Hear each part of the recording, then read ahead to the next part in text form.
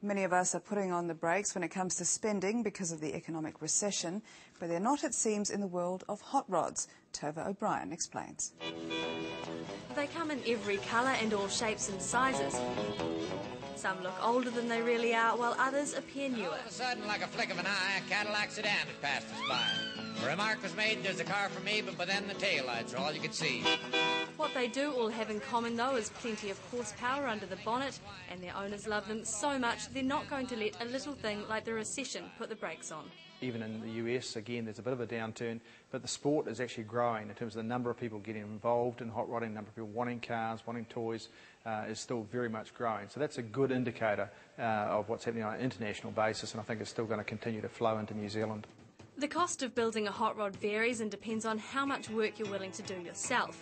But it's not a cheap hobby, with cars costing between $20,000 and $250,000 a pop.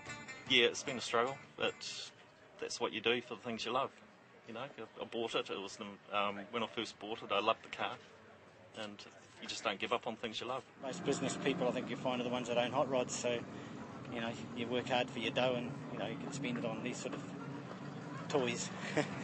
Lloyd Wilson's been in the hot rod business for a few years now, but his affinity for the classic started when he was just 15 years old. And he says that despite the economic slump, business is still booming. Certainly we've noticed with the economic recession that guys are probably spending less per month on their cars, but we've still got a full house, plenty of cars on, plenty of inquiries about guys wanting cars built. Maintenance is often relatively cheaper on hot rods than on new cars, and the oldies certainly hold their value a lot longer. Yeah, definitely not a cheap sport, that's correct. I mean, it doesn't have to be an expensive sport by comparison. And the other thing is you're dealing with an asset. There's a ready market for completed vehicles, in fact a growing market.